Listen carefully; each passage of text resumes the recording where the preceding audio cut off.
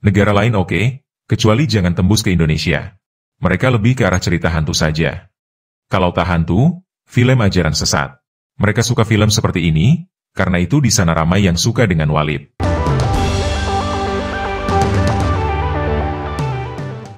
Assalamualaikum warahmatullahi wabarakatuh. Salam jumpa lagi di channel ini. Ya, kembali soal film dari Malaysia Blood Brothers Baranaga, yang katanya booming di Malaysia dan rencananya nanti akan tayang di Indonesia. Namun yang anehnya film ini belum masuk ke Indonesia, tetapi warganet sebelah seperti cacing kepanasan dan mulai menyentil Indonesia dengan berbagai narasinya. Nanti ada tuh makhluk yang klaim, Blood Brothers asal dari Indo. Tak payahlah nanti banyak kena komplain. Pas itu nanti adalah mereka bandingkan film Blood Brothers dengan film The Raid. Konoha tak paham bahasa Melayu, sebab itu tak terima cerita Melayu. Tapi anehnya kita paham bahasa mereka dan terima film mereka. Lihatlah, kalau tak lihat tak tahulah. Konoha takjub dengan karya mereka sendiri. Negara Asia lain oke. Kalau Konoha tak usah masuklah, buat rugi saja. Tak usahlah, buat malu saja. Mereka level lain, macam film The Raid. Masuk pasaran Tamil di India boleh sajalah. Karena jalan cerita, lakonan dan aksinya lebih kurang sama. Support sajalah orang Malaysia punya hasil. Sebab itu orang Melayu tak membangun, karena tak ada dukungan. Hanya kecam dan merendah-rendahkan sesama. Negara lain oke, kecuali jangan tembus ke Indonesia. Mereka lebih ke arah cerita hantu saja. Kalau tak hantu, film ajaran sesat. Mereka suka film seperti ini, karena itu di sana ramai yang suka dengan Walid. Kalau negara tetangga tak mendukung film dari Malaysia, setelah ini film dari negara mereka kita tak perlu dukung dan nonton.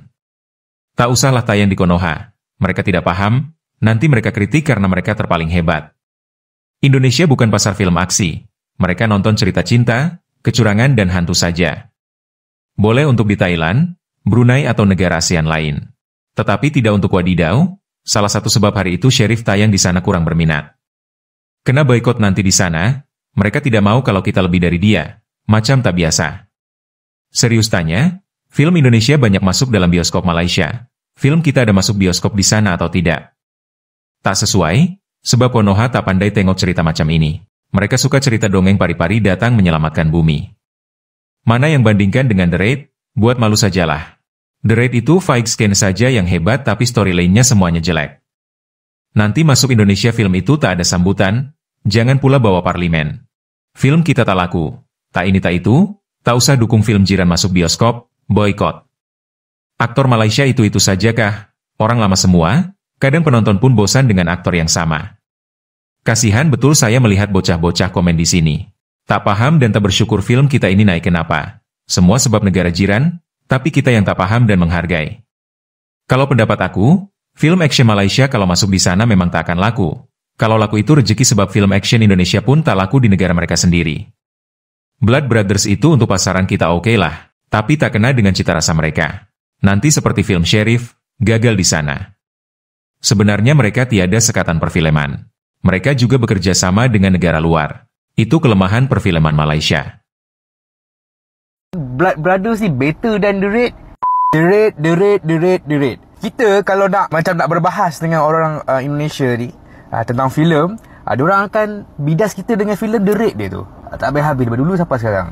Memang bagus, tapi aku sebagai orang yang boleh katakan kerap lah tonton filem Indonesia. Semua filem Indonesia masuk kat Malaysia ni boleh katakan aku tengok dan aku perhatikan banyak filem Indonesia masuk sini kan. Apa bagusnya filem diorang ni kan. Pertama yang aku perasan, filem Indonesia ni seteruk-teruk cerita dia, at least dia cantik. Cinematography, set and prop, looks dia memang cantik. Dia boleh bagi kau looks 90s, 80s, seklasik-klasik mungkin. Dia juga boleh bagi kau semodern-modern mungkin. Kalau kau pergi kat kampung tu kau akan nampak betapa naifnya benda tu. Pergi dekat bandar tu kau nampak sekayanya benda tu. Dia boleh buat. Dah cantik benda tu. Sebab tu memang power. Tak macam Malaysia. Malaysia ni okey, yang bagus-bagus lah, yang power-power lah. Tapi yang teruk tu adalah cerita teruk. Visual pun teruk. Apa benda? Tapi Malaysia yang aku perasan, dia ada cerita yang bagus. Benda yang nak disampaikan. Dan benda tu tak over sangat. Faham? Dia macam kalau kita ada kemampuan bagi look sama macam Indonesia tu, kita dah power dah. Faham tak? Itu apa yang aku perasan. Indonesia dia look cantik, tapi Malaysia ni dia punya cerita dia best. Dan kalau nak kata okay, the rate memang the rate tu bagus, memang aku admit. Tapi story dia, Blood Brothers, dia ada action, dia ada story. Rate dia ada action, tapi story dia punya tu kurang sikit. Dia memang totally fighting scene je. Aku nak bangga the rate tu. Director dia bukan orang Indonesia pun. Okay, kalau korang nak aku borak apa filem kita susah nak jual kat dorang dan kenapa kita ni ada lambakan filem dorang, cuba komen apa pendapat korang pasal filem Indonesia. So, ya, dari komentar-komentar dengan narasi dangkal dari warganet sebelah, sebagaimana yang sering kami katakan, hal tersebut tidak menunjukkan IQ-nya benar-benar di 25 besar dunia, seperti yang dibangga-banggakan oleh medianya dan kaum-kaum tertentu di negara sebelah ini. Terlihat lebih pada mengidap narcissistic syndrome dan denial syndrome, yang mana ketika kita bicara soal lain nantinya muncrat kemana-mana. Padahal dalam urusan suatu film baik itu dari Malaysia, Indonesia ataupun dari negara lain, selain pada persoalan unsur-unsur film, juga pada faktor promosi. Jika promosinya biasa-biasa saja, tentu tidak dikenal oleh orang lain. Dan bagaimana mungkin bisa menarik minat penonton? Kemudian untuk penayangan suatu film, tidak hanya terpusat pada suatu kota atau satu atau dua bioskop. Karena di Indonesia hampir setiap daerah memiliki bioskop. Dan persoalan utamanya adalah sisi promosi. Jangankan promosi offline, kalau promosi online pun kurang menjadi viral, lalu tiba-tiba mengatakan Indonesia tidak mendukung film negaranya. Padahal kesalahan dari mereka sendiri. Hal ini yang menjadi pertanyaan kenapa dengan Indonesia. Apakah tetangga butuh pengesahan dan pengakuan, dan kenapa harus ngotot di Indonesia?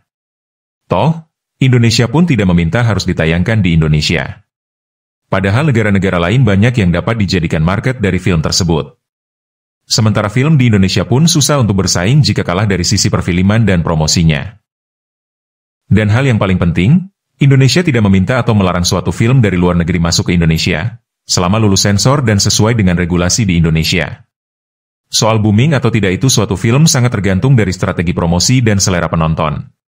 Karena dalam karya seni hiburan yang menyasar khalayak ramai bukan soal balas budi, nasionalisme atau sentimen terhadap suatu karya, tapi soal rasa dan selera. Ini yang dapat kita katakan, yang IQ tinggi mungkin hanya kaum-kaum tertentu, akan tetapi mungkin tidak bagi kaum lain yang sok hebat tapi kosong. Karena dari komentar-komentarnya menunjukkan kedangkalan dalam bernalar, dan juga dangkal secara EQ dan SQ-nya. Nah, untuk diketahui film adalah suatu karya seni hiburan dan ia pun bersifat subjektif.